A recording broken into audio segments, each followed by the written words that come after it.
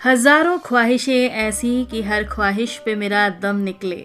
बहुत निकले मेरे अरमान लेकिन फिर भी कम निकले। और उसी कमी को पूरा करते हुए हजारों सुपर हीरोज हमारे इर्द गिर्द मौजूद हैं। जी हाँ दोस्तों, मैं आपके साथ हूँ, आपकी दोस्त शालिनी। और जो तमाम ख्वाहिशें हैं, उन्हीं ख्वाहिशों को खुला आसमान, धरती और प्रकृति जब मिलती है और साथ में गुनगुनाने लगती है तो नज़ारा बहुत खूबसूरत होता है। और दोस्तों, इसी नज़ारे में एक नज़ीर बनकर एक पक्षी मैन के नाम से चर्चित हीरो से आज हम आपका परिचय करा रहे हैं। हमारे साथ आज पक्षी मैन के रूप में हैं जो हीरो, उनका नाम है संजय कुमार और इनका गढ़ है बिहार। पेशे से ये हैं सूचना एवं प्रसारण मंत्रालय पटना के प्रेस इंफॉर्मेशन ब्यूरो में सहायक निदेशक के पद पर और देख रहे हैं मीडिया और संचार। तो चलिए पहले स्वागत करते हैं संजय जी का। संजय जी, बहुत बहुत स्वागत है आपका हमारे सुपर हीरोज में। शुक्रिया। संजय जी, आप यूँ तो मीडिया जगत से जुड़े हुए हैं और हमेशा आपने लेखन का काम किया, तमाम विभागों में काम किया है, दूरदर्शन से भी जुड़े रहे हैं, आकाशवाणी केंद्र, इन सब जगहों से आपका संचार के क्षेत्र में होने की वजह से रिश्ता रहा है और वर्तमान में भी सहायक निदेशक के पद पर कार्य देख रहे हैं। लेकिन पक्षी मैन का ये जो शीर्षक है ये बड़ा आकर्षित करता है। इस पक्षी मैन शब्द को मैं अपनी बात करूं तो पहली बार मैंने भी सुना और शायद बहुत सारे लोगों ने। अक्षय कुमार की एक फिल्म आई थी जिसमें वो पक्षी मैन के रूप में जाने जाते हैं। इस तरीके से उन्होंने फोकस किया पक्षी की दुनिया को और लोगों का ध्यान आकर्षित किया। लेकिन जब आपके नाम के साथ ये पक्षी मैन कई सालों से जुड़ा हुआ है और संभवतः जहाँ तक मुझे लगता है, मेरी जानकारी है, फिल्म आने के पहले से ये शीर्षक, ये टाइटल आपको मिला हुआ है आपके क्षेत्र में। इसके पीछे की जो कहानी है वो हम जरूर जानना चाहेंगे श्रोताओं के साथ। शालिनी जी, ऐसा है कि पक्षी मैन कहना या फिर गोरिया संरक्षक कहना या फिर कई तरह के विशेषण जो शब्द लगते हैं ना जी, वो थोड़ा उससे मैं परहेज करता हूँ। लोग कई मुझे गोरिया बाबा के नाम से लोग बोलते हैं लोग जी। तो एक्चुअल में इसके पीछे कहानी है कि 2007 से, मैं उससे पहले नहीं जानता था, 2007 में मेरे घर में एक बालकनी में, ये किचन में गोरिया आई और चींची की आवाज आ रही थी। मैं गर्मी का दिन था, मैं जब देखा जाकर तो पानी के लिए वो चिल्ला रही थी, आवाज कर रही थी, वो में पीना चाह रही थी। फिर मैं नल का खोल दिया और पानी की एक बूंद पी के चली गई। तो फिर मुझे लगा कि इसे पानी चाहिए, पानी नहीं मिल रहा। फिर मैंने क्या किया, आइसक्रीम हर लोग खाते हैं, तो एक प्लास्टिक कप था मेरे पास आइसक्रीम की, उसमें मैंने पानी रखा बालकनी में, गमले के जो गमला होता है उससे मैंने उसमें रख दिया। वो आने लगी और पीने लगी। उसके बाद मैंने कहा पानी के साथ साथ मैंने दाना भी रखना शुरू कर दिया और देखा कि गोरैया ही नहीं, उसके साथ कई तरह की चिड़िया आने लगी, कौवा, मैना, सब धीरे धीरे पानी की तलाश में आने लगी। इसमें एक बड़ा एक जो पक्ष था वो कौवा के साथ, तो कौवा क्या करता था, उसको पानी के बर्तन को, प्लास्टिक को गिरा देता था। तो फिर मैंने उसको उसमें मिट्टी का पॉट रखना शुरू किया और धीरे धीरे धीरे धीरे इससे जुड़ाव होता गया। इसकी आवाजों को मैंने सुनना शुरू किया, देखना शुरू किया, इसकी तस्वीर खींचनी शुरू की। पहले मैं छोटा कैमरा था उससे खींचना शुरू किया, फेसबुक पर डालना शुरू किया, लोगों से बातचीत करनी शुरू की। जब मैंने देखा तो पता चला कि तो विलुप्त के कगार पे है जी। 60 से 80% जो है विश्व में इसमें गोरैया गायब हो चुकी है। बिल्कुल। फिर मेरा परिचय डॉक्टर गोपाल शर्मा से हुआ, वो डॉल्फिन पर काम करते हैं। फिर मेरा परिचय सुदन साय से हुआ, वो भी डॉल्फिन पर काम करते हैं। और सबसे रोचक था wild life trust of India के चीफ कंजर्वेटर है डॉक्टर समीर सिन्हा से, उनसे मेरा संपर्क हुआ। और जो पक्षी मैन की बात कर रहे हैं, पक्षी मैन की अगर बात करें तो बिहार में अरविंद मिश्रा है जो गरुड़ पर काम करते हैं, वो मेरे बड़े भाई की तरह है। तो उनसे संपर्क होने के बाद मुझे गोरैया के बारे में बहुत जानकारी मिली जी। और फिर ये जो सिलसिला चला, मैंने कैंपेन शुरू कर दिया, फेसबुक पर सोशल मीडिया का सहारा लिया और धीरे धीरे मैंने इसको एक कह सकते कि आंदोलन के तौर पर जी लोगों को जोड़ना शुरू किया और अच्छी तस्वीर खींच के डालने लगा। कैमरे मेरे पास जो छोटे थे, बड़ा कैमरा लाया, फिर जो है 1 लाख का लेंस खरीदा, कैमरा महंगा खरीदा और जो तस्वीर जो डालने लगा तो लोगों को मेरी तस्वीर से जुड़ाव हो गया। और मेरी तस्वीर के साथ साथ मैंने एक नारा दिया, स्लोगन दिया, दाना पानी रखें और बॉक्स लगाए और थोड़ा सा प्यार दें। दाना पानी रखें और थोड़ा सा प्यार दें, थोड़ा सा प्यार दें, बॉक्स भी लगाएं। क्योंकि गोरैया की विलुप्ति के पीछे जो मैंने समझा, जो जाना, तो उसके पीछे कारण ये था कि कई उसको आहार नहीं मिल रहा, पानी नहीं मिल रहा है और वो गैप हो चुकी है। बिल्कुल। और मैंने सब जानकारियां पढ़नी शुरू की, इस पर काम करना शुरू किया, तो पता चला कि 2008 में ई दिलावर है आपको नागपुर में, तो बीनेचर से जुड़े हुए हैं, उन लोगों ने एक आंदोलन शुरू किया था गौरैया को बचाने को लेकर, और उनकी लड़ाई चली, और लड़ाई लड़ने पर क्या हुआ, 20 मार्च 2010 को कई देश और विदेश के संगठनों ने मिलकर विश्व गौरैया दिवस घोषित करवाया जी। तब से गौरैया के संरक्षण की दिशा में काम शुरू हुआ। फिर आपको 2012 में दिल्ली सरकार ने इसे राष्ट्रीय पक्षी घोषित किया, फिर बिहार सरकार ने 2013 में राष्ट्रीय पक्षी घोषित किया। तो जहाँ तक मेरी बात है, जुड़ाव की बात है, तो ये जुड़ाव चलता गया और मैंने लोगों को जोड़ने का काम किया। कहा कि बस एक अपील करता था कि आप अपने बालकनी पे, छत पर, घर के कहीं भी अगर स्पेस है तो आप दाना रखें और पानी का बर्तन रखें, अगर हो तो एक बॉक्स जरूर लगाएं। जी। संजय जी, अभी आपने एक बात सबसे शुरू में बताई कि आपको इनके लिए सोचने विचारने की जो प्रेरणा मिली वो सबसे पहले गौरैया से मिली। उस गौरैया ने आपके घर के दरवाजे पर आई, उसने चहकते हुए आवाज़ लगाई, यानी दस्तक दी आपको कि हाँ मुझे कुछ चाहिए, और एक सेंसिटिव जो मन था उसने उस आवाज़ को सुना और सुन करके वो संवेदनशीलता दिखाई। तो मैं समझती हूँ कि ये पक्षी या किसी भी, चाहे गौरैया हो या कोई भी जीव है, ये जो हमारे आसपास हैं, जिन्हें हम अपने घरेलू पशु पक्षियों में गिनते हैं, ये अपनी भाषा में हमें संकेत देते हैं, हमें आवाज़ लगाते हैं, लेकिन हम इतने निर्दयी हो चुके हैं, इतने सेल्फिश हो चुके हैं कि अपने बंद कमरों में इतना खो गए हैं, हम टीवी की आवाज़ में, अपने ये दरबा जैसे मकानों में जहाँ पे कोई बाहर की आवाज़ हमें सुनाई ही नहीं देती है, और शायद मन की आवाज़ भी गुम हो गई है। देखिए शालिनी जी, मैं आपको थोड़ा रोकना चाहूंगा। मैं बताना चाहूंगा कि जो गौरैया जो सिलसिला मैंने शुरू किया था जी, तो जब जाड़े के दिनों में मेरे दरवाजे बंद रहते थे, दरवाजे बंद करके सोते थे, मैं चूंकि अपार्टमेंट पे रहता हूँ, छोटा अपार्टमेंट है दूसरी मंजिल पर, तो ये सुबह सुबह आ जाती है और इतनी शोर करती है, चींची की आवाज, अगर दाना नहीं है, पानी नहीं है, उस सर्दी के दिनों में भी, तो मुझे खोलना के रखना पड़ता था जाकर, अगर मैंने नहीं रखा तो रखना होता था। फिर बहुत परिवर्तन आया, फिर मैंने क्या किया कि कई दाना बॉक्स लाए, दाना बॉक्स बनाया भी खुद से, लकड़ी के हैं, कुछ प्लाई के भी हैं, कुछ मिट्टी के भी हैं, और उसमें मैंने उनको 24 घंटे की व्यवस्था कर दी। नतीजन ये हुआ कि मेरे घर पर आपको गौरैया के अलावा तोता, मैना, कबूतर, तोता तो मेरे हाथ से बिस्किट खा के जाता है, तो ये रेगुलर आने लगे, और ये आपकी भाषा समझते हैं। आपने बात की कि ये घरेलू पक्षी, और आपको पता है कि 2 ही पक्षी जो है वो घरेलू है, एक आपको गौरैया, दूसरा कौवा। ये सब वाइल्ड है, मतलब जंगली है, इतने सब जंगली हैं, लेकिन ये 2 ही घरेलू हैं, हमारे घर के अंदर में रहते हैं। कौवा भी आपके घर के अंदर में आकर रोटी खा के जाता है, आपको खिड़की से निकाल के चला जाएगा वो। तो कहने का मतलब गौरैया इंसान के बहुत नजदीक है, इंसान के घरों के अंदर में रहती है।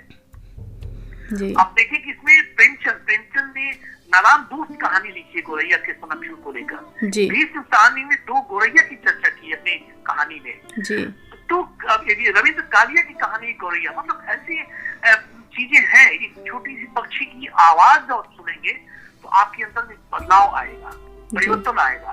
आपने एक चर्चा की 2.0 फिल्म जो अक्षय कुमार की आपने बताई कि फिल्म की गौरैया को लेकर है, उसका फिल्म को देखेंगे तो उस प्रसंग में क्या है कि गौरैया आपको जीने की राह दिखाती जी। उसकी कहानी स्टोरी में है कि जब बच्चा पैदा लेता है अक्षय कुमार हीरो, तो उनके शरीर नीला पड़ जाता है, वो अस्पताल के बेड पर पड़े हुए हैं, तो एक गौरैया उस कमरे में आती है, चींची की आवाज से आती है, चारों तरफ घूमती है, चारों तरफ, और उसकी छाती और बैठ के चोंच से दिल पर 2 बार 3 बार मारती है, ची ची की आवाज करती है, और वो बच्चा चीखता है, रोने लगता है, मतलब बच्चे के अंदर वो आवाज डालती है गौरैया। फिर वो बाहर निकल जाती है जी। और जब बाहर निकल जाती है तो सालिम जो हमारे जो अक्षय कुमार है हीरो, जब बड़े होते हैं तो ये घर में पंखा है जी, पंखे के कप में गौरैया आके अपना तिनका उनका रखी हुई थी। तो इस सोए में देख रहे करे वो आ नहीं पा रही, पंखा चल रहा है, उन्होंने जाकर पंखा बंद किया, वो गोरैया उसमें आई, फिर उन्होंने उस पंखे के कनेक्शन को काटा और वो फिर जो फिल्म के पक्ष है कि मोबाइल टावर से चिड़ियों को नुकसान होता है उसमें दिखाया गया है जी। और वो सुसाइड कर लेते हैं और फिर वो जब वो शक्ल लेते हैं, पक्षी राजा बनते हैं, तो गोरैया ही उनके शरीर में वो आती है और उससे वो अपने आकार लेते हैं, पक्षी का राजा, पक्षी राज का आकार लेते हैं जी। हालांकि यहाँ पर ये थोड़ा विरोध है, जो ये काल्पनिक है। हाँ बिल्कुल, ये कल्पना है, विरोध है कि मोबाइल टावर से गोरैया को नुकसान नहीं होता है। कई रिपोर्ट भी आ चुके हैं। तो इसमें 2020 में एक सर्वे आया था, इसमें गोरैया को, इससे जो गोरैया उस मोबाइल टावर हाइट तक नहीं जाती है जी। तो ये बहुत ही सेंसिटिव चीज है, किसानों के मित्र है और हमने क्या किया है कि हमने इसे अपने से दूर कर दिया है जी। इंसान ने खेत खलिहान में कीटनाशक कितना इस्तेमाल किया कि वो गांव से गांव पलायन कर चुकी है गोरैया। बिल्कुल, फूस के घर हट गए, कंक्रीट के जंगल बन गए, गांव में भी, शहर की बात छोड़ दीजिए। उसके बाद वहां पर कीटनाशक से वो भागे, अनाज उनको नहीं मिला, खाना नहीं मिला। उसके बाद देखिएगा, पहले मिट्टी का आपको ये होता था, अनाज रखने की कोठी होती थी जी जी, अब वो टीन की कोठी हो गए हैं। तो व्यवहार परिवर्तन हो गया। शहरों में गोरैया मिलती थी, हमारे घरों में रहती थी, यहाँ पे कंक्रीट का जंगल बन गया। हमने छोटे पेड़ काट दिए, बाग बगीचा कंसेप्ट जो था उसको हमने काट दिया। आप देखेंगे कि किसी घर के आगे जगह नहीं मिलेगी, छोटी सी भी जगह नहीं मिलेगी जी, पहले अनार का, नींबू का और कई छोटे छोटे फलदार वृक्ष होते थे। बिल्कुल, पपीते का पेड़ है, अमरूद का पेड़ है, शहतूत के पेड़ है, इस तरह के पेड़ हुआ करते। हाँ, अब ये घर, पेड़ों पर घर नहीं बनाती, घोंसला नहीं बनाती है। गोरैया छोटे से होल में जाकर बैठ जाती है और घास फूस रख के अंडे देती है। जैसे बैया चिड़िया, बहुत इंजीनियर बोलते हैं, बैया चिड़िया को घोंसले का इंजीनियर बोलते हैं। इतना खूबसूरत घोंसला बनाती है कि उसके जैसा कोई नहीं घोंसला बना सकता है जी। तो ये अद्भुत है, ये हमारे बहुत नजदीक है, हमारे इकोसिस्टम का ये हिस्सा है, इसको हमने दूर कर दिया है, व्यवहार परिवर्तन हो चुका है जी। इस बात से एकदम स्पष्ट समझा जा सकता है कि हमने जो अपनी जीवन में अपनी जीवन शैली बदली है, उसका नुकसान न सिर्फ हमें है बल्कि हमारे साथ रहने वाले अन्य जीवों को भी है। उसी में गौरैया जैसे पक्षी भी हैं और तमाम जीव हैं कि हमारी दिनचर्या में जो नुकसान है वो सिर्फ हमारी सेहत को नहीं नुकसान दे रहा, उनको भी दे रहा है। और बंद पैकेट फूड हम खा रहे हैं, तो उनको राशन मिलना बिल्कुल बंद हो गया है। पहले शहर हो या गांव, हम गेहूं या चावल है धोते थे, सुखाते थे, उन्हें साफ करते थे और उतने में ही उनका अपना भोजन पानी व्यवस्था हो जाया करती थी। आज सब कुछ पैकेट हो गया है, रेडीमेड आने लगा है। घरों में जो पैकिंग है वो भी आपने बताया कि टिन के चादरों से बने डिब्बों में, बॉक्सेस में पैक है। तो ये सब चीज़ें हैं और पेड़ नहीं हैं हमारे आसपास, तो जाहिर सी बात है कि उन्हें उन पर टहलने, घूमने का, चहचहाने का वो जो ऑप्शन है, एक वातावरण जो मिलता है, हरियाली जो हम सभी को आकर्षित करती है, वो उन्हें भी नहीं दिख रही है। और संजय जी, ये जो आपने पहल की, आप लोगों ने एक आंदोलन की तरह इसको लिया एक लंबे समय से, 2007 से, तो मैं यहाँ पे जानना चाहूँगी और तमाम सुनने वाले हमारे श्रोता साथी भी जो जिन्हें रुझान होगा इस क्षेत्र में, या जो लोग सोचते होंगे कि हम भी अपने आसपास एक इस अभियान को आगे बढ़ाएं या हम इस मुहिम में आगे बढ़ें कि हमारे आसपास पक्षी जो है अपना विस्तार लें, अपने वापस कदम रखें हमारे घर आंगन में, तो किस तरह के प्रयास किए जा सकते हैं जो ज़्यादा सफल हैं? देखिए सामने जी, सबसे बड़ा सवाल तो है, जब मनुष्य हजारों किलोमीटर दूर जाता है, सफर करता है, क्यों जाता है? रोजगार के लिए जाता है जी, रोजगार के लिए जाता है। और जैसे शहरों में घुटन होती है तो स्वच्छ वातावरण के लिए जाता है जी। तो पशु पक्षी भी ऐसे ही है। हमारे जो 13 आपको ये वायु मार्ग है, जिस मार्ग से विदेशों से चिड़िया आती है जी, तो गोरैया ज्यादा दूर नहीं जाती है, लेकिन अगर इसे नहीं मिलेगा तो पलायन कर जाती है। बिल्कुल, तो एक जगह से दूसरी जगह चली जाती है। आप देखिए, सुनने को मिलता है, लोग कहते हैं कि गोरैया नहीं दिखती है, अब नहीं दिखती है। क्यों नहीं दिखती है? बहुत बड़ा सवाल है। सवाल ये कि हमने उसके रास्ते बंद कर दिए, रोशनदान बंद कर दिया। तो अगर हम अपने घर में रोशनदान, अब तो कंक्रीट के जंगल को तोड़ नहीं सकते, लेकिन बना तो सकते हैं, व्यवस्था तो ले सकते हैं। जैसे बालकनी है, तो बालकनी में आप रखते हैं एक बर्तन में, मिट्टी के बर्तन में, कोशिश करें कि मिट्टी के बर्तन में पानी रख दें। एक मिट्टी के बर्तन में ही आप अनाज रख दें। उसके बाद अगर नहीं तो एक प्लाई का दाना घर बना लें, बाजार में मिलते हैं, ऑनलाइन बहुत सारा चीज होता है। दूसरा क्या है कि चिड़ियों को बैठने की जगह नहीं मिलती है।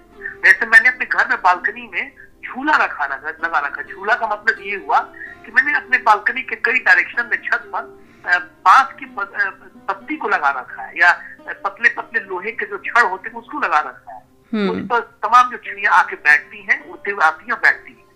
तो ये व्यवस्था अगर हम अपने घरों में कर दें, दाना पानी रखने का, थोड़ा सा प्यार का मेरा मकसद ये है कि कौवा भी आता तो उसको मत भगाइए। कौवा को भी नहीं मिलता है खाना, इसलिए कि वो कच्चा चावल मैंने खाते हुए देखा है उसको, और उससे सबको दीजिए। जब एक चिड़िया आएगी तो दूसरी भी आएगी। हम गौरैया की संरक्षण नहीं कर रहे हैं। इस इकोसिस्टम में जब गौरैया आपके घर पर आएगी तो बाज भी आएगा, सिकरा भी आएगा, और उसको मार के खाएगा भी। उसके लिए घबराना नहीं है, क्योंकि इस इकोसिस्टम में वो हिस्सा है, उसे भी भोजन चाहिए। वो गौरैया छोटी चिड़ियों को मार के खाता है। हमारे बुलबुल आती, मतलब इतनी चिड़िया आने लगेगी कि आसपास से देख के दंग रह जाएंगे। तो दाना पानी रखने की एक प्रैक्टिस करें, या प्रैक्टिस दिनचर्या में डाल दें। जैसे आप रोज ब्रश करते हैं, नहाते हैं, उसी तरह अपने बालकनी में, छत पे, या घर के आगे जो रेलिंग होता है, रेलिंग पर क्या करें कि आप मिट्टी का बर्तन रख ले, उसको सीमेंट से नाप बना के डाल दें। उसको रोज साफ करना होता है। बहुत लोग पानी डाल के भूल जाते हैं, छोड़ देते हैं, कौवा गंदा कर देता है। तो आप उसको रोज पानी बदलिए, चारा, गर्मी, बरसात, हर समय पानी दीजिए। अगर गौरैया नहीं आएगी तो दूसरी चिड़िया जरूर आएगी, और जब दूसरी आएगी तो फिर तीसरी चिड़िया आएगी जी। क्योंकि मेरे घर के आसपास 20 तरह की चिड़िया को मैंने देखा आते हुए पानी पीते हुए। तो बड़ी से लेकर छोटी चिड़िया थी। और थोड़ा सा प्यार का तात्पर्य यहाँ पर ये है कि जब आप अपने बच्चों को प्यार करते हैं, किस लिए प्यार करते हैं? क्योंकि वो बच्चा आपको जीने का राह दिखाता है जी। गौरैया जब आपके पास आएगी या चिड़िया पास में आएगी तो आपको जीने की राह दिखाएगी। कौवा से लोग इसलिए नहीं देते हैं अपने बालकनी में, छत पर, कि लोग बालकनी में कपड़े टांगते हैं जी। जब कपड़े टांगते हैं तो बिट करता है, वो गंदा कर देता है। कबूतर आ जाता है, कबूतर खा लेता है, गंदा करता है। और उसको जाइए, थोड़ा हटा दीजिए, आप जैसे जाएंगे वो कबूतर हट जाएगा जी। और एक दूसरी चिड़िया को आने दी, अगर कितना गंदा करता है, थोड़ा सा साफ कर लीजिए। लेकिन ये लोग नहीं कर पाते। लोगों के अंदर में एक मानसिकता है कि अगर हम रखेंगे तो बड़ी चिड़िया आएगी और गंदा कर देगा, रेलिंग कर देगा और कपड़ों को गंदा कर देगा वो। तो ये पहल करें। दूसरा, मैंने जैसे बताया कि पेड़ नहीं है, बैठने की जगह नहीं है, तो आप कुछ बांस का पत्ती बना दें, उसको लगा दें। हालांकि थोड़ा खराब लगेगा कि घर का डिजाइन या सौंदर्यकरण की बात हो जाए, सवाल उठ जाएगा, उसके लिए व्यवस्था कर दें आप। फिर देखिए, आपको खुद महसूस होगा कि उस पर कई तरह की चिड़िया आकर बैठने लगी है जी। ये पहल करेंगे तो अच्छा, लोगों को बताएं, लोगों को जोड़ें। मैं आपको अगर समय मैं बता रहा हूँ कि एक बड़ी रोचक प्रसंग में चर्चा करना चाहूंगा, कैसे जीवन को बदल देती है गौरैया चिड़िया जी। एक फिल्म है साउथ की, गमनम फिल्म की मैं इसलिए चर्चा करूँ कि उसकी नायिका जो है गूंगी बहरी है। एक उसमें कई पार्ट है कहानी के, एक पार्ट में उसकी छोटी बच्ची भी है जो मुश्किल से 3-4 महीने की होगी। उसका हस्बैंड उसे छोड़ देता है, वो दुबई चला जाता है, तो एक चाल में रहती है। रात में बारिश होती है और पूरा शहर डूब जाता है। उसका भी घर जो है, कमरा डूब जाता है, पानी, दरवाजा नहीं खुलता, किसी तरह खिड़की खोलती है, कोई मदद नहीं मिलता है जी। फिर वो क्या होता है कि वो किसी तरफ निकलने की कोशिश करती है, नहीं निकल पाती है, तो बच्चे को पंखे का जो हुक होता है उस पर कपड़े में फंसा के ऊपर खींचती है कि डूबे नहीं। तो ये धीरे धीरे पानी बढ़ता जाता है। इसी बीच एक गौरैया रोशनदान जिस पर गट्टा लगा हो उसको खेलते हुए अंदर आती है और चींची करते हुए उसकी चारों तरफ घूमती है, बच्चे की तरफ और महिला की तरफ, और फिर वो उस रोशनदान से बाहर निकल जाती है। वो रास्ता दिखाती है उस महिला को, नायिका को, और वो फिर वो पानी के अंदर घुसती है और वहां से पत्थर निकालती है, उससे रोशनदान तोड़ती है और फिर वो बाहर निकल जाती है। ये अचानक नहीं हुआ, गौरैया रोशनदान से अंदर आई। वो जब चावल फटकती थी तो उसके गौरैया उसके घर के आगे आके चुनती थी जी। तो जब वो इंसान दुविधा में है, संकट में है, तो गौरैया उसकी मदद के लिए आई जी। किसानों की मित्र है, हमारी मित्र है, हमारे घर के आसपास में कीड़े मकोड़ों को बच्चों को खिलाती है पकड़कर जी। गौरैया एक शाकाहारी है, मांसाहारी नहीं है, लेकिन जब बच्चों को खिलाती है तो मांस खिलाती है, प्रोटीन वाली कीड़ा खिलाती है जी। वो कीड़ा हमने देना बंद कर दिया, कीटनाशक इस्तेमाल करते हैं। जी। आप कीड़े फूल दीजिए, आपको नहीं मिलेंगे। गोभी के फूल में कीड़े नहीं मिलेंगे, भिंडी में कीड़े आपको नहीं मिलेंगे। जी। तो तमाम जो चीजें हैं हमने खुद इन सब चीजों को किया। जैसे प्रदूषण की बात करें, आज से जो हालात है पर्यावरण का, वो केवल इंसान प्रभावित नहीं है, जीव जंतु भी प्रभावित है। अभी सुनने को मिला कई इलाकों से गौरैया गायब हो जा रही है, उसकी जनरेटर के धुएं से, वाहन की आवाज से। जी। जैसे जाड़े के समय में उसके प्रजनन का समय चलता है तो गौरैया आवाज देती है, एसएमएस बुलाती है, वो पिकुलियर आवाज से बुलाती है वो, लेकिन उसकी जो आवाज नहीं पहुंच पाती तो उसके साथी उसके पास नहीं आ पाते हैं, आ पाती है ना पाती है, ऐसे वो प्रजनन नहीं कर पाते, उसके बच्चा नहीं हो पाता है। जी। तो ये बड़ा मतलब ये हमारे नेचर का एक ऐसा गिफ्ट है, इसे बचाना बहुत जरूरी, नहीं तो हम लोग आहे भरते रह जाएंगे। मैंने किताब देखी थी, अभी मैं जिंदा हूँ गौरैया, वो कहती है अभी मैं जिंदा हूँ, मुझे बचा लो। जी। और मैं ही नहीं, पूरे देश भर में हजारों लोग सक्रिय हो चुके हैं गौरैया को बचाने के लिए। यहाँ पर एक मैं बात बताऊंगा जी कि सरकार तो घोषणा कर देती है, राष्ट्रीय पक्षी बना देती है, इन पहल के नाम पर वो शून्य दिखता है। बिल्कुल संजय जी, यहाँ बिल्कुल नहीं, ऐसे तमाम प्रयास हैं और सिर्फ सरकार ही नहीं। हम देखते हैं जब गर्मी का सीजन शुरू होता है तो हमारी तमाम संस्थाएं अपनी ओर लोगों को आकृष्ट करने के लिए गौरैया बचाओ पे स्लोगन प्रतियोगिता और जगह जगह पे पेड़ों में घोंसले टांगना ऐसी व्यवस्थाएं करती हैं। सेल्फी लिए जाते हैं कि किसके घर में घोंसला टांगा गया है, सेल्फी और कंपटीशन और प्रतियोगिता, बहुत सारी चीज़ें होती हैं। लेकिन गर्मी के मौसम में ये जोर पकड़ता है। अभी आपने एक बड़ी संवेदनशील बात कही कि जो चिड़िया है उसका प्रजनन का समय सर्दियों में होता है। शोर की वजह से वो अपने साथियों को आवाज़ नहीं दे पाती है या उन तक आवाज़ नहीं पहुंच पाती है, तो उसकी इस प्रक्रिया में बाधा होती है। हमें यहाँ पे देखना है कि हमारे आसपास अगर कोई चिड़िया ने घोंसला बनाया है तो वहाँ पे हम ऐसे शोर शराबे का सिचुएशन न क्रिएट करें कि उसे इस तरह की दिक्कत हो या उसे वहाँ पे अपने बच्चे को जन्म देने में तकलीफ़ महसूस हो कि यहाँ सुरक्षित हम हैं या नहीं। तो ये बात जो है अभी तमाम सुनने वाले जो लोग हैं उनके लिए संदेशपरक है कि सिर्फ गर्मी में दाना पानी रख कर के ही इतिश्री नहीं करनी है। हमारी जिम्मेदारी 12 महीने है, सर्दी गर्मी हो बरसात हो, और नवंबर महीने में जब उनका परिवार बढ़ रहा होता है। हम एक तरफ गुम हो रही गौरैयों पर फिक्र करते हैं, लेकिन जब उनकी परवरिश होने का जो समय है, उनके जन्म का जो समय है, वो समय अगर सुरक्षित नहीं मिलता है तो तकलीफ़ की बात बढ़ जाएगी। तो यहाँ पर हर महीने ध्यान देने की जरूरत है। बहुत अच्छी ये जानकारी हमें आपसे मिली। मैं साली जी बताऊं कि जैसे इंसान को हर मौसम में पानी की जरूरत पड़ती है जी, उसी तरह चिड़ियों को हर मौसम में पानी की जरूरत पड़ती है जी। लेकिन गर्मियों में जो ये नौटंकी करते हैं लोग, ये ठीक नहीं है। अभी उसको जो है पानी के लिए तो आप दीजिए, अच्छी बात है, रोज दीजिए ना। मैंने कहा कि व्यवहार परिवर्तन कीजिए जी। अपने दिनचर्या में जैसे आप सूर्य को जल चढ़ाते हैं, कई लोग सूर्य को रोज जल चढ़ाते हैं जी, जिस तरह से अपने पौधों को देते हैं, एक छोटा सा कटोरा तो रखते हैं वहाँ पर जी। और अनाज की जो जैसे आप फल खाते हैं, और फल जो वेस्टेज होता है उसको एक कटोरे में रखते हैं, चावल बच जाता है उसको प्लास्टिक में पॉलिथीन में पैक करके कूड़े वाले को बेच देते हैं जी। और ये भी बहुत बड़ा इशू। आहार में जो संकट है, मैंने आप याद कीजिए कि आपके घरों में जब अनाज बनता था या जो भोजन बेकार हो जाता था तो उसे रेलिंग पर रख दिया जाता था, या घर के बाहर भी कटोरे रख दिए जाते थे, उस पर रख दिए जाते थे, चिड़िया मैना सब आके उसको खाते थे, कुत्ते भी खाते थे। आज संकट है, पशु पक्षियों के सामने आहार बहुत बड़ा संकट है। और हर महीने आपने कहा हर महीने पानी, दाना पानी की व्यवस्था। और बताओ मैं आपको, ये जाड़े में नहाती नहीं जी, जाड़े में उस पानी में डूब कर नहाती है जी। और वो डूब के नहाने के साथ साथ नहाने के मिट्टी में लौटने के बाद वो अपने शरीर को ये तैयार करती है, मतलब मेल फीमेल जो है एक तरह से इनको मेटिंग के लिए सब एक प्रक्रिया होगी जी।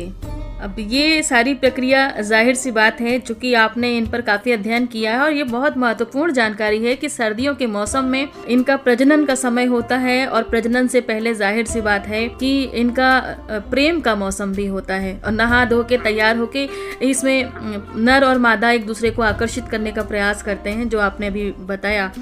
तो ये जो समय है हमारा, जो नवंबर अक्टूबर से शुरू हो रहा है सर्दियों का, यही समय है जब हम इन पर ध्यान दें, इनका ख्याल रखें, इनके पोषण पे, इनके भोजन पे, पानी पर, तो यकीन मानिए कि इनकी आबादी बढ़ाई जा सकती है। लेकिन बड़े अफसोस की बात है कि तमाम स्वयंसेवी संस्थाएं, तमाम सोशल वर्कर्स इस मामले में आगे आते हैं, लेकिन वो सिर्फ लू भरे मौसम में, गर्मियों के मौसम में कुछ महीनों की जो कोशिश होती है वो रहती है, और वो कोशिश सिर्फ एक संकेत भर होकर के रह जाती है। हमारे जितने भी श्रोता साथी सुन रहे हैं उन सब के लिए बहुत महत्वपूर्ण जानकारी है, और ये जानकारी आप अपने तमाम दोस्तों के साथ, अपने आसपास लोगों के साथ और संस्थाओं से जुड़े हुए जो लोग आपके संपर्क में हो उन तक ज़रूर साझा करिएगा, क्योंकि अगर हम वास्तव में गौरैया को बचाना चाहते हैं तो ये जानकारी महत्वपूर्ण है।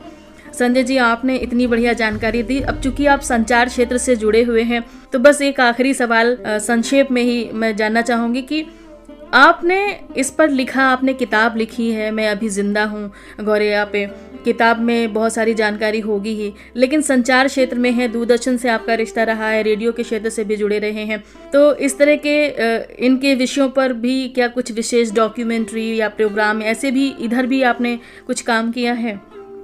हाँ, अभी मेरी एक लेटेस्ट किताब आई है, अभी मैं पूरी गौरैया, ये मेरी सेकंड पार्ट है, और चूंकि अभी मैं जिंदा हूँ, उसमें तस्वीरों के जरिए मैंने अपनी ज्यादातर अपनी बातों को रखा है, और गौरैया के बारे में जो छोटी छोटी चीजें हैं उसको मैंने रखा है, और कैसे गौरैया को बचाएं उसकी बात की है। और पूरी गौरैया में मैंने कई सालिम अली की मैंने चर्चा की है, कैसे सालिम अली गौरैया से जुड़े। उसके बाद कई जैसे साहित्य में गौरैया की चर्चा है, उसके बाद आपका सिनेमा में गौरैया की चर्चा है, कैसे गौरैया को हम बुलाएं, उसकी पहल करें। जैसे लोग कहते हैं कि मैंने बॉक्स लगाया गौरैया नहीं आई, पानी रखा गौरैया नहीं आई, भाई ठीक है, पानी लगाई गौरैया नहीं आई, मान लिया कोई फैक्ट्री लगाते हैं तो सब लोग थोड़े रोजगार के लिए आते हैं, कोई न कोई तो आएगा, आप शुरुआत तो कीजिए। ऐसा नहीं है, 10 में 5 का रेशियो है कि वहाँ पर गौरैया और दूसरी चिड़िया आई है, कई सक्सेस स्टोरी है। तो कई लोग की मेरे पास कई तरह की टिप्पणियां भी है, जैसे इकोसिस्टम में गौरैया की बहुत बड़ी भूमिका है। और जहाँ देखिए एक और भी रोचक चीज है कि जब पर्यावरण जहाँ तक संतुलन होगा, अच्छा होगा, वहाँ गौरैया जरूर जाती है। अगर पर्यावरण बिगड़ गया तो गौरैया वहाँ से निकल लेती है। जैसे मैंने लिखा कि पशु पक्षियों को टोटका लोग कहते हैं, अगर वो गौरैया हो या दूसरी चिड़िया हो तो शुभ अशुभ मानते हैं, तो वो सब गलत है। फिर डाक टिकट पर गौरैया की उड़ान है। 2010 में विश्व गौरैया दिवस मनाया गया, तो उसमें डाक टिकट दिखाई थी। तो फिर पोस्ट कार्ड पर भी गौरैया की किसी की आवाज को लोगों ने डालकर शुरू किया था। तो ये सब तमाम चीजों को मैंने दूसरी किताब में चर्चा की है, और लोगों को बताने की कोशिश की है कि भाई आप जुड़िए इस आंदोलन। अच्छा, एक बहुत ही रोचक और है कि गुजरात में गौरैया को एक आंदोलन चला था, और उसमें पुलिस फायरिंग में गौरैया मारी गई थी। तो दुनिया की इकलौता स्मारक है गुजरात में। उसके बाद गुजरात उदना स्टेशन है गुजरात में, वहाँ पर एक ये आपको स्पैरो जोन है। लेकिन गुजरात में देखिएगा कि लोगों को पशु पक्षियों के प्रति प्रेम है, जैसे बिहार और दिल्ली राजकीय पक्षी घोषित है गौरैया, लेकिन वहाँ पर कबूतरों को दाना पानी दिया जाता है। गौरैया को दाना पानी देने का वो सिस्टम नहीं है कि जैसे खुले में लोग देते हैं, उस तरह नहीं है। तो ये एक होना चाहिए। जैसे आपने डॉक्यूमेंट्री की बात की, हम लोगों ने एक फिल्म बनाई थी गौरैया पर ही, और कई यूट्यूब पर कई लोग वीडियो डालते रहते हैं, और अवेयरनेस को लेकर काम चल रहा है, और जागरूकता भी बढ़ी है। स्वीकार नहीं बल्कि स्वीकार करना होता है, जागरूकता बढ़ी है। लोग भले कुछ एनजीओ सेक्टर कुछ लोग आ जाए अपने नेम फेम के लिए, लेकिन बहुत सारे लोग हैं जो लड़के हैं, जो लोग काम कर रहे हैं। हमारी टीम इसमें बहुत जुड़ी हुई है, फ्री में घोषणा बांटती है लोगों को और बताती है। हम लोग भी एग्जीबिशन लगाते लोग तरह तरह का काम करके बताते हैं। तो ये चीज है, जोड़ने की जरूरत है, एक दूसरे को जोड़ने की जरूरत है। जबकि कम्युनिकेशन में है 100% कम्युनिकेशन नहीं होता। जैसे मैंने ही अगर डाला या कम्युनिकेट किया तो गौरैया को बचाना है, या किताबें लिखी, कहानी कविताएं लिखी, और उसके बाद आलेख लिखे, लगातार मैं लिखता रहा। तो ये नहीं कि सब लोग उससे कम्युनिकेट हो जाए, सब अपने घरों में रखने लगेंगे, लेकिन अगर उसमें 2 लोगों ने रखा तो आप सफल हो गए। बिल्कुल, तो ये बात होनी चाहिए। बिल्कुल, आपका जो प्रयास है, निश्चित रूप से जब प्रेरणा मिलती है तो होता है। और ये पक्षी, इनसे हम अपने बच्चों को हमेशा वो करते हैं कि वो देखो चिड़िया है, वो देखो गौरैया है, बहलाने के लिए। मुझे लगता है कि इस पहल में अगर हम बच्चों से रिश्ता जोड़ दें और बच्चों को इनसे जुड़े कैंपेनिंग का हिस्सा बनाएं तो हम बहुत आसानी से एक पीढ़ी तैयार कर सकते हैं जो इनके लिए आवाज़ उठाएगी, क्योंकि उसका जो आकर्षण है, जो अटैचमेंट है, वो बचपन से ही जुड़ चुका होगा। आज हम रिमोट कंट्रोल गाड़ियों से खेल रहे हैं, बच्चों को खिलवा रहे हैं, लेकिन हमारे पहले के जो आंगन थे उनमें रिमोट कंट्रोल वाला जो खिलौना था वो हमारी चिड़िया ही होती थी। गौरैया थी जी, उसको पकड़ते थे, टोकरी में रंग लगा के उसे उड़ाते थे जी, और मेरी गौरैया फिर आती थी तो मेरी गौरैया कहते थे जी। तो ये बहुत खूबसूरत है और बस ये है कि एक बार हमें पुनः अपने आंगन की तस्वीर तलाशनी होगी, अपने घर में, अपनी बालकनी में अपनी सुविधाओं से हटकर अपने आसपास के जीवों की सुविधाओं का भी ख्याल रखते हुए व्यवस्था बनानी होगी। तो निश्चित रूप से ये बदलाव संभव है और पक्षियों का फिर से जो परिवार है वो बच सकता है और बढ़ सकता है। आपने इतनी अच्छी जानकारी दी संजय जी। समय के अभाव में अभी अगर चर्चा करें तो बहुत हो सकती है, लेकिन आज कार्यक्रम में समय का अभाव है तो हम फिर ज़रूर इस पे बात करेंगे और विस्तृत रूप से। आज के लिए इतना ही। आपने जो जानकारी दी, इसमें महत्वपूर्ण जानकारियाँ थी, इसके लिए बहुत बहुत धन्यवाद। और उम्मीद करते हैं कि हमारे जो भी श्रोता इस कार्यक्रम को सुन रहे होंगे हमारे रियल हीरोज़ में, आज हमारे साथ संजय जी जुड़े बिहार से, तो ये सभी जानकारी आपके काम की है और निश्चित रूप से हम ये आशा करते हैं ये जानकारी सिर्फ यहीं तक नहीं, आपके कानों तक नहीं, बल्कि इससे बाहर निकलकर बहुत लोगों तक पहुंचेगी। बहुत बहुत धन्यवाद संजय जी। शुक्रिया।